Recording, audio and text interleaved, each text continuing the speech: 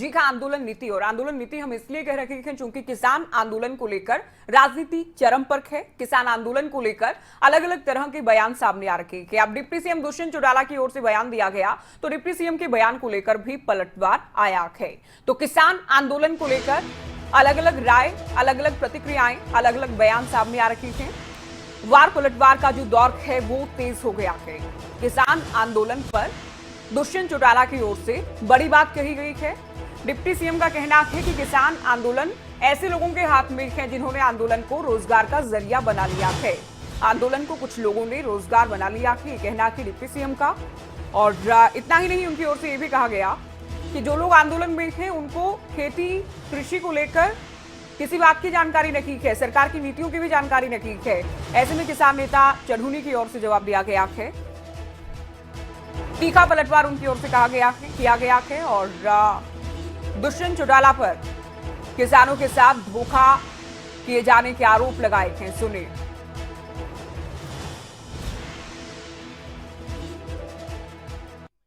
अब ये आंदोलन किसानों के हाथ में नहीं, ऐसे लोगों के हाथ में आ चुका है जिन लोगों को एक रोजगार मिल गया, और रोजगार भी इस तरह का कि वो हर रोज सुबह आकर एक झंडा पकड़कर विरोध करते। किस चीज का विरोध कर रहे हैं वो नहीं पता। मैं तो आपसे पूछता हूँ, जाइए जो आज ये काले झंडे लेके बैठे हैं, इनसे किसी फसल का एमएसपी तो पूछ के देखिए। इनसे ये तो पूछिए कि मंडी के अंदर आज के दिन एमएसपी और नॉन एमएसपी प्रोडक्ट पे मार्केट फीस कितनी है। आज के दिन डीएपी का रेट सरकार ने कितना कर दिया। अगर कोई भी व्यक्ति इनमें से कृषि से संबंधित है और किसी के पास आज 2 एकड़ 5 एकड़ जमीन है और वो स्वयं खेती करता है तो उसको इन चीज़ों का पता होगा। ये तो वो लोग हैं जो पॉलिटिकली गाइडेड हैं। उसने तो इससे आगे भी कहा है, उसने तो ये कहा है ये किसान आंदोलन ये कमाई का अड्डा बन गया है। हम दुष्यंत चौटाला को बताना चाहते हैं कि चौटाला जी, कमाई का अड्डा तो तेरी राजनीति बन गई। पैसे कमाने के लिए सत्ता के लालच में अपने बाप की, अपने दादा की इज्जत को खराब करके, सॉरी बाप की नहीं, दादा की, अपने परदादा की इज्जत को खराब करके उनके साथ भी धोखा करके सत्ता में चला गया। हमने जो वोट दिए थे वो किस एंटी बीजेपी दिए थे, बीजेपी को हराने के लिए दिए थे। सारे किसानों की पीठ में छुरा मारा। चले, गुरनाम चढ़ूनी खुद हमारे साथ फोन लाइन पर जुड़े हैं। चढ़ूनी साहब, स्वागत है आपका खबरें अभी तक पर। गुरनाम चढ़ूनी जी, आंदोलन को लेकर बड़े सवाल उठ रहे हैं। अब डिप्टी सीएम की ओर से जो कहा गया उस पर आपने प्रतिक्रिया भी दी है। ऐसा क्या हुआ कि अब आंदोलन को लेकर वो लोग भी खिलाफ बात कर रहे हैं जो कि पक्ष में दिखते थे या सॉफ्ट कॉर्नर रखते थे आंदोलन को लेकर? नहीं, ऐसा मेरे को नहीं लगता कि जो लोग पक्ष में लिखते थे या सॉफ्ट कॉर्नर रखते थे और अब वो कहीं विरुद्ध हो गए हों, ऐसा मेरे को लगता नहीं है। लेकिन जो सरकार है, दुष्यंत है, आरएसएस है, बीजेपी है, ये जरूर लोगों को मिसगाइड कर रहे हैं और बहका रहे हैं लोगों को। तो जैसे दुष्यंत ने कहा है कि ये कमाई का अड्डा बन गया है, अब दुष्यंत को पहले तो अपने मंजेता लाठी फेर लेनी चाहिए, फिर बताना चाहिए कि कैसे कमाई का अड्डा बन गया है। जो लोग खुद कमाई करने के लिए राजनीति कर रहे हैं, जिन्होंने राजनीति का बिजनेस बना दिया है, जिन्होंने अपने दादा परदादा के ऊपर भी कलंक लगवा दिया है, वो लोग आज हमारे ऊपर इल्जाम लगा रहे हैं जो पैसे के लालच में, जो गद्दी के लालच में किसानों की पीठ में छुरा मार के किसानों से गद्दारी करके जो सरकार की झोली में आज बैठे। लेकिन गुरनाम चढ़ूनी जी, देखिए एक बात समझनी होगी कि दुष्यंत चौटाला शुरुआत से ये कहते रखे कि केंद्र बातचीत करे किसानों के साथ, किसान आंदोलन का समाधान निकले, किसानों के जो मांगे जायज थे उनको सुना भी जाए, एमएसपी अगर खत्म हो गई तो मैं भी जो है इस्तीफा दे दूंगा। ये तमाम बातें दुष्यंत कहते रखे और अब दुष्यंत ये नहीं मान रहे हैं कि ये किसान आंदोलन है। तो क्या रहा ऐसा कारण, आप देखते हैं इसके पीछे? दुष्यंत जी को ये बताइए, दुष्यंत जी जवाब दें, आज मक्का मंडी में पड़ा है, क्या मक्का बिक रहा है? आज अभी मक्का मंडी में है, क्या सरकार ने 1 क्विंटल मक्का भी खरीदा है? बताएं। उसका एमएसपी 1850 है, बाजार में 1100 मिल रहे हैं, हरियाणा में है, दुष्यंत चौटाला भी जिंदा है। और वो देना जो आप वो कैसे कहाँ दिख रहा है। जी तो ये जो इस तरह के लोगों का कमल बेवकूफ कौशिक नहीं मेरे सहयोगी बनाते भी हैं। हमारे साथ जुड़े हैं। कमल, आपका अगर कोई सवाल है तो आप भी सवाल कर सकते हैं गुरनाम जी से। वो आप जानते हैं। और जैसा कि ज्योति ने भी कहा कि पहले दुष्यंत चौटाला भी खुलकर इतना नहीं बोलते थे जितने अब वो बयान दे रहे हैं। और उन्होंने जो भी कहा वो कुछ किसान नेताओं को लेकर कहा है कि रोजगार का अड्डा बना दिया गया है किसान आंदोलन को। सर, आपको इतनी बात क्यों चुभ रही है? आपका नाम तो नहीं लिया गया? नहीं, नाम तो किसान आंदोलन का नाम लिया गया ना। किसान आंदोलन जो है वो किसानों का आंदोलन, और किसान आंदोलन को तोड़ने के लिए, लोगों को मानसिक तौर पे उससे तोड़ने के लिए ऐसे बयान दिए जा रहे हैं। मेरे ऊपर तो लगा ले, वो जो इल्जाम लगाता है, जो इल्जाम मैंने गलती की होगी वो इल्जाम लगाएगा ना मेरे ऊपर, तो मेरे ऊपर क्या इल्जाम लगा सकता है? तो लेकिन हमारा सवाल ये है कि वो सरकार में है, उनको किसानों के नाम पे वोट लिए हैं, बीजेपी को सारे वोट बेच दिए हैं। वो कहता है आंदोलन कमाई का अड्डा बन गया है। अरे कमाई का अड्डा तो उसकी राजनीति बन गई, जिसने अपने सत्ता के लालच में अपने दादा को, अपने परदादा को भी लात मार दी, उनको भी कलंकित कर दिया। शब्दों की मर्यादा का ध्यान रखेंगे चढ़ूनी साहब। ये देखिए, बात इसलिए भी हम कर रखेंगे इस पर क्योंकि टाइमिंग ऐसी है। सीएम गृह मंत्री से मिले, सीएम की ओर से कहा गया कि वहां अनैतिक काम को रखे हैं आंदोलन स्थल पर। अनिल विज की ओर से भी कहा गया है कि कई तरह के जो मामले सामने आ रखे हैं उन पर कानूनी कार्रवाई भी होगी।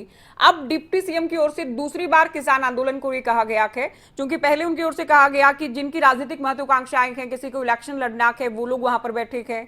आज उनकी ओर से कह दिया गया कि रोजगार का जरिया बना लिया गया है लोगों की ओर से आंदोलन को। तो अब लगता नहीं कि सरकार किसी भी तरह की नरमी दिखाने के मूड में है आंदोलन को लेकर। तो नरमी वो कब दिखा रहे हैं, और हमने कब कहा नरमी दिखाओ? हम तो कहते हैं जो सकता ही बरत सकते हैं बरते। और हम ये बता देना चाहते हैं उनको कि जिस तरह से ये बयान दे रहे हैं, इन्होंने कब कब हमारी लिहाज की थी। इन्होंने शुरू से लेके बयान देने शुरू किए हैं कि ये कानून किसानों के पक्ष में है। आज भी बयान दे रहे हैं किसानों के पक्ष में है। केवल अपने राजनीति बिछाने के लिए जो करते हैं वो कर रहे हैं। इन्होंने आज तक ये बता दिया, हम जो लोग बैठे हैं ये कह रहे हैं कि वहाँ अनैतिक काम होते हैं। आज चार रेप हरियाणा में रोजाना हो रहे हैं, 3 कत्ल हरियाणा में रोजाना हो रहे हैं। कहीं बाकी का जिक्र आया, एक आदमी आत्महत्या करके मर जाता है, उसको कह दिया जाता है आंदोलनकारियों ने मार डाला। किसी के साथ झगड़ा हो जाता है, कोई आपस का झगड़ा हो जाता है, उसको ये जो कम्युनिटी में बदलने की कोशिश करते हैं। ये छोटी सी बात होती है और उस बात को जातिवाद पे, धर्मवाद पे ले जाके खड़ा कर देते हैं। ऐसे आंदोलन को बदनाम करने में लगे हुए हैं। मेरे को ये बताएं कि क्या हरियाणा में से रेप रुक गए? ये रिकॉर्ड उठा के देखिए, की सरकार आई है, क्या फर्क पड़ गया है? कम हुए कि ज्यादा हुए? देखिए, आप शुरुआत से चढ़ूनी साहब जी, आप शुरुआत से आंदोलन की कमान संभाले हुए हैं। आपको नहीं लगता कि अब आंदोलन को लेकर रिव्यू किए जाने की जरूरत है? क्या कारण है कि जो लोग इतना खुलकर आंदोलन के खिलाफ नहीं बोल रहे थे अब वो खुलकर बोल रहे हैं? क्या उनको इस बात की भनक हो गई है कि अब पब्लिक उतनी नहीं जुड़ी है आंदोलन के साथ, तो उतना राजनीतिक नुकसान भी नहीं होगा आंदोलन के खिलाफ बोलने से? नहीं, ऐसा नहीं है कि पब्लिक जो जुड़ नहीं रही है। अभी देखिए, हम करनाल से जथा लेके आए थे, 2000 गाड़ी थी एक जिले से। उसके बाद अम्बाड़े से जथा लेके आए थे, 4000 गाड़ी थी एक जिले से। और जहां से कहें जोड़ से जिले में अभी इनको लोग इतने घर में हम रोक रहे हैं, उसके बावजूद भी लोग इनका जगह जगह पे घेराव कर रहे हैं, जगह जगह पे इनके खिलाफ प्रदर्शन कर रहे हैं। तो कैसे उसको कह सकते हैं? हाँ, अलग बात है कि यहाँ बॉर्डर पे हमें लोगों की फिलहाल जरूरत नहीं है, इसलिए हम बहुत ज्यादा को परेशान नहीं कर भी नहीं रहे हैं। पीछे लोगों का आप बने रहिए हमारे साथ। जेजेपी प्रवक्ता दीपकमल साहरन हमारे साथ जुड़े हैं। दीपकमल जी, स्वागत है आपका खबरें अभी तक पर। डिप्टी सीएम के बयान को लेकर हम बात कर रहे हैं, जो कहा गया उनकी ओर से कि रोजगार का जरिया बना लिया गया है कुछ लोगों की ओर से आंदोलन को। पिछले दिनों उनकी ओर से भी कहा गया कि जिन लोगों को इलेक्शन लड़ना है वो आंदोलन पर बैठे हैं। तो ऐसा क्या हुआ कि जो रुख है डिप्टी सीएम का आंदोलन को लेकर, जो बोल है, जो बातें हैं, वो बदल गई हैं? पिछले दिनों कुछ अलग थी। नहीं, देखिए, एमएसपी को लेकर और जो किसानों की प्रमुख मांग थी कि जो किसानों के जो कृषि कानून हैं उनसे संबंधित कुछ विचार विमर्श किया जाए, उसको लेकर जेजेपी ने और डिप्टी सीएम दुष्यंत चौटाला जी ने हमेशा से ही सकारात्मक रुख रखा है कि अगर किसानों को कोई भी परेशानी है, कोई चिंता है, तो उसका बातचीत से हल निकाला जाए। और एमएसपी पर तो उन्होंने खुलकर गारंटी दी है कि जब तक वो अपने पद पर बैठे हैं तब तक एमएसपी कहीं नहीं जाएगा। एमएसपी के साथ किसी ने छेड़खानी की तो सबसे पहले दुष्यंत चौटाला इस्तीफा देंगे। लेकिन हाल के जो कुछ समय में जिस तरीके की बातें, और खासतौर से कुछ एक ऐसे किसान नेता हैं जो कि बार बार पर जब हम उनका देखते हैं तो उनका निशाना ये रहता है कि सरकार कैसे गिरे, सरकार को हम गिराकर मानेंगे, हम फलाने मंत्री का इस्तीफा लेकर मानेंगे, फलाने विधायक से सरकार का समर्थन वापस करवा कर मानेंगे। तो उनसे ये लगता है कि जैसे उनकी जो दिशा और उनका जो लक्ष्य है वो राजनीतिक है जी। वो सरकार जी। से कोई न कोई उनको दिक्कत है, गुरनाम कोई जी, आपके परेशानी फोन है। लाइन पर क्या देखिए, दीप कमल जी, गुरनाम चढ़ूनी जी भी हमारे साथ थे, जिनकी ओर से कहा गया कि दुष्यंत चौटाला ने किसानों के साथ धोखा की आंख है। नहीं, देखिए, तो ये राजनीतिक बात हुई ना। गुरनाम सिंह चढ़ूनी जी एक बार कहें कि वो एक राजनीतिक व्यक्ति हैं, तब उनकी इस बात का जवाब दिया जाएगा ना। वो तो हमेशा मुखौटा पहनकर रखते हैं किसान नेता का। एक बार वो कहें कि वो राजनीतिक व्यक्ति हैं और राजनीतिक आरोप लगा रहे हैं, तब मैं उनसे उस पैमाने पर बात करूंगा। वो तो हमेशा भोले भाले किसानों को ले जाते हैं। 5000 किसानों पर इन्होंने केस दर्ज करवा दिए हैं। 500 किसानों की इन्होंने हत्या करवा दी है। वहां पर ले जाकर सर्दी में, गर्मी में, अलग अलग बुजुर्ग लोगों को, महिलाओं को लेकर वहां पर बहलाकर गए हैं। उनका सारा जो मुखौटा है वो तो किसान नेता का है। उनसे पूछिए कि अब पिछले 20 सालों में क्या अचीवमेंट है उनकी किसान नेता के तौर पर। लेकिन यहाँ पर उनको एक राजनीतिक मंच मिल गया है, एक तरीके से अपने लिए वापसी का। कोई रूप से वो कांग्रेस की टिकट चाहते हैं या क्या चाहते हैं। अब मुझे जो लगता है सबसे बड़ी दिक्कत तो ये हो गई कि एक हरियाणा के एक प्रमुख नेता है रणदीप सिंह सुरजेवाला, उनको जींद में जमानत पर ले आई जेजेपी, 12,000 वोट उनके आगे। कैथल में उनको फिर से हरवा दिया। तो वो उनकी जो राजनीतिक भविष्य है उसके लिए एक तलाशी पहले कुरुक्षेत्र लोकसभा क्षेत्र में ढूंढी गई कि वहां के 9 हलकों में गुरनाम सिंह चढ़ूनी कैसे घूम घूम कर सरकार के खिलाफ माहौल बनाए। फिर अब उनको दिल्ली के दरबार में अच्छे नंबर बनाने हैं रणदीप सिंह सुरजेवाला जी। हमारे साथ गुरनाम चढ़ूनी जी। चढ़ूनी साहब, आवाज मिल पा रही है आपको?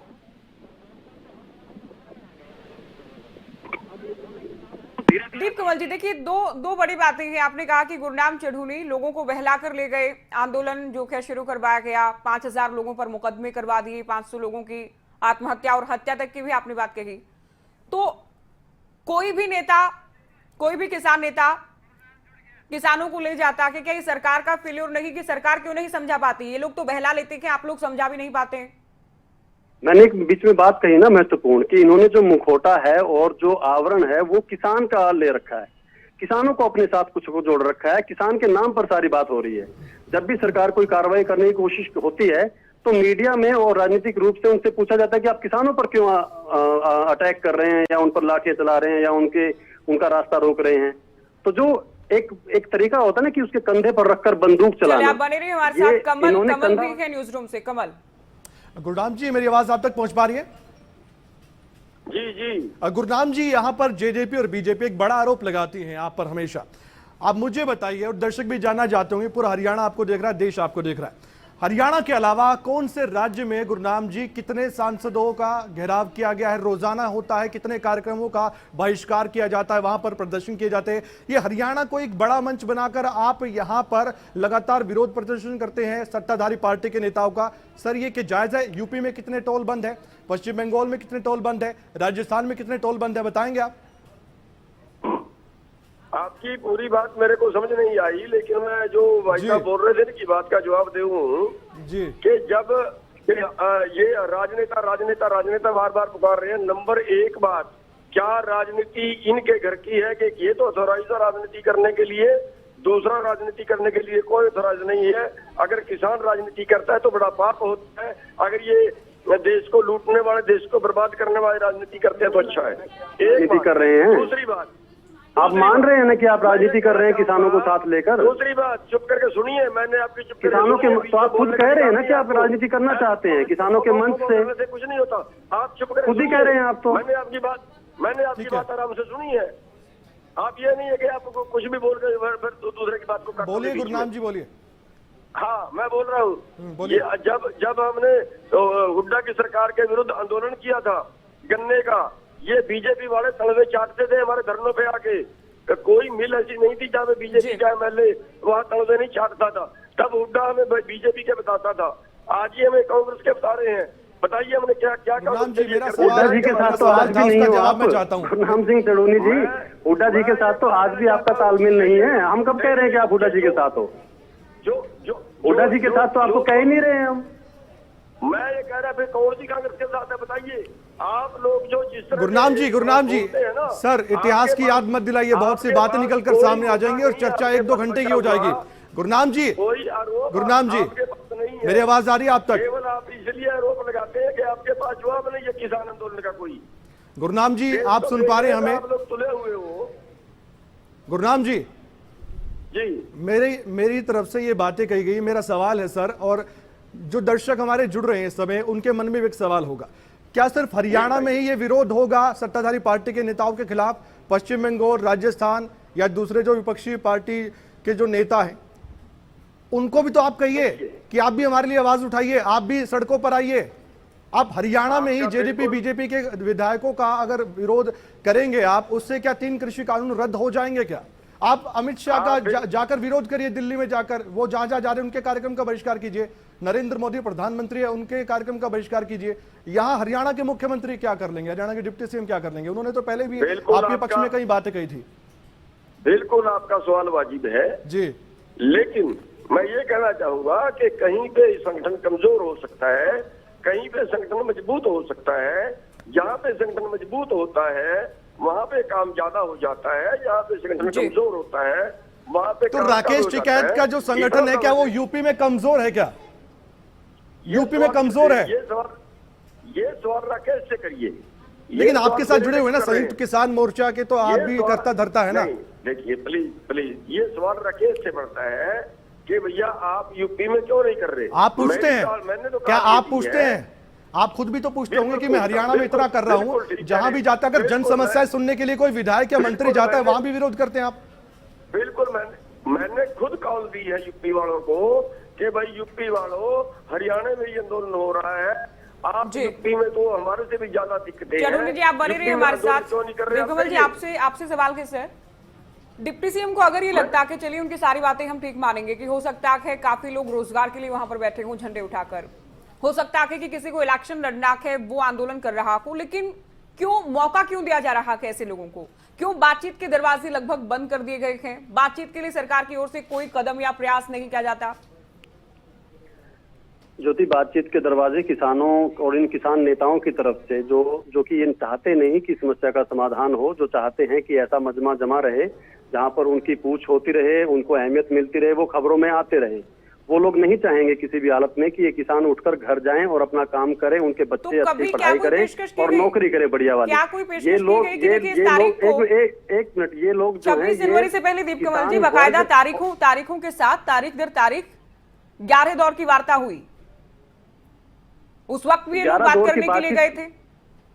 11 दौर की बातचीत इसलिए हुई क्योंकि केंद्र सरकार इस समस्या का समाधान करना चाहती थी और बीच की किसी जगह पर लाकर इनको सारी इनकी मांगे मानना चाहती थी। लेकिन एक लाइन में ये लिख देना कि कृषि कानून वापस करो और उसके अलावा कुछ नहीं, ये जिद थी कुछ किसान नेताओं की, जो नहीं चाहते कि किसानों को उनका हक मिले, सही एमएसपी बढ़कर मिले। उनकी और मांगे जो बिजली से संबंधित थी या फिर जो वेयर हाउसिंग से संबंधित थी, वो सब चीजों पर निदान हो। ये लोग मैं देखिए, बातचीत होगी तो किसी स्तर पर नेगोशिएट किया जा सकता है कि दीप कमल जी, लेकिन क्या सरकार ने आंदोलन को कहां ले जा रहे हैं ये लोग? सरकार ने खुद ही आंदोलन को नाक की लड़ाई बना लिया है? नहीं, मैं सुन नहीं पाया ये बात। क्या सरकार ने आंदोलन को नाक की लड़ाई बना लिया है कि सरकार अगर बैकफुट पर आती है तो उसका मैसेज क्या जाएगा? अगर आपको ध्यान हो, पिछले महीने भी केंद्र सरकार की तरफ से दोबारा पेशकश की गई है। केंद्रीय कृषि मंत्री ने फिर से कहा है कि बातचीत के लिए हम तैयार हैं, लेकिन इस तरीके की शर्त जो कुछ लोग, क्योंकि देखिए शर्त तो तभी लगती है ना जब आप ये चाहते हो कि या तो टोटली मेरी बात मान ली जाए या फिर समस्या का समाधान हो ही नहीं, ऐसे ही चलता रहे लंबा, वो तब समस्या कृषि मंत्री की ओर से भी शर्त रखी गई है कि कानून वापसी को लेकर तो बातचीत नहीं होगी, कानून वापसी के अलावा कोई मांगे तो बात करेंगे। गुरनाम जी, आपसे सवाल, आप लोग जिस तरह से नेताओं का विरोध करते हैं, हर जगह पर आप लोग पहुंचते हैं, क्या उसी का ये असर है कि सोनीपत में लोग चाहते हैं कि आप एक रास्ता कम से कम दीजिए? 10 दिन का अल्टीमेटम दिया गया है और 10 दिन में अगर एक रास्ता नहीं दिया दिल्ली के लिए तो उसके बाद बड़ी महापंचायत दिल्ली में होगी। दूसरी बात मेरी ये भी कि बहादुरगढ़ में भी टीकरी बॉर्डर पर भी लोगों का कहना है कि आप आंदोलन को शिफ्ट कर लीजिए। क्या पब्लिक के इमोशंस आप लोगों के साथ नहीं है अब गुरनाम जी?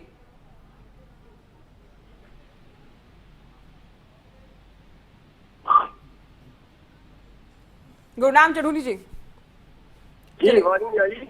देखिए सवाल ये है कि पहले काफी लोग आप लोगों के साथ थे और अब सोनीपत में स्थिति ये है कि लोग कहते हैं कि एक रास्ता दिल्ली के लिए हमें दीजिए। टीकरी बॉर्डर पर एक गांव का कहना है कि आप आंदोलन को दूर शिफ्ट कर लीजिए। तो क्या जो तरीका है आप लोगों के विरोध का कि जगह जगह नेताओं का विरोध करना, पॉलिटिकल बातें भी आप लोग करते हैं जो कि दीपकमल जी की ओर से भी कहा गया, क्या ये उसका नतीजा है कि लोग अब उतना साथ नहीं है जितना कि 6-7 महीने पहले थे? देखिए, हमारा जो झगड़ा है, हमारा जो दोषी है वो जनता नहीं है। हमारा दोषी जो है वो कोई और जैसे हम कहीं प्रशासन को परेशान करते हैं वो नहीं है। हमने ये सोचा है कि इसमें जो हमारे नीतिकार हैं, जो नीतियां बनाई हैं वो नीतिकारों ने बनाई हैं और उसमें जो दोषी है वो नीतिकार हैं। आज उन नीतियों से जो नया रिकॉर्ड आया है वो ये है कि इस साल में 97%। चलिए जुड़े रहिए हमारे साथ। कमल आपके पास आते हुए कांग्रेस प्रवक्ता संजीव भारद्वाज जी भी हमारे साथ हैं। कमल,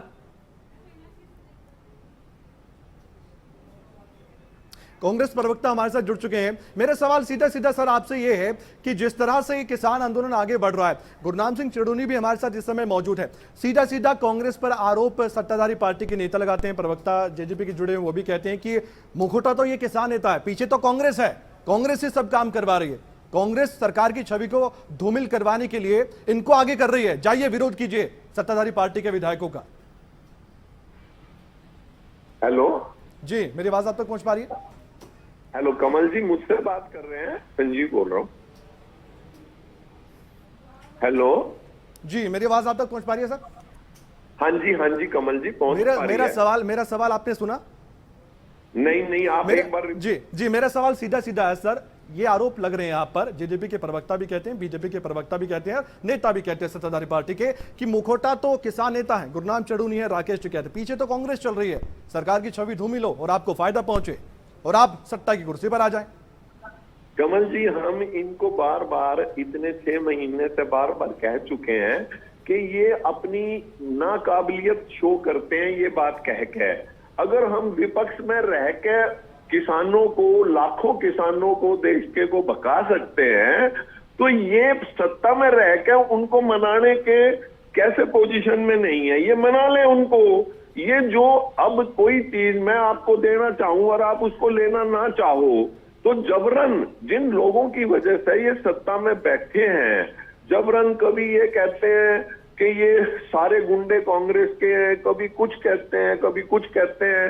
आज ये जो दुष्यंत जी का अभियान चला रहे हैं, ये बड़ा दुखदाई और ये दुर्भाग्यपूर्ण है कि ऐसे नेता का, जिसने किसानों की बात हमेशा उठाई और उठाने की कोशिश की, ऐसे नेता का पोता होते हुए अपने ही जमात के लोगों से जिनकी राय लेके ये बने हैं, उनके बारे में इस तरह की बगैर सोचे समझे इतनी बड़ी पोस्ट पे संजीव जी बैठ के कोई बात करता है। तो कमल आखिरी टिप्पणी आपकी कैसे देखते हैं आप जो बयान लगातार सामने आ रखे हैं किसान आंदोलन को लेकर और जो किसान पलटवार कर रखे हैं?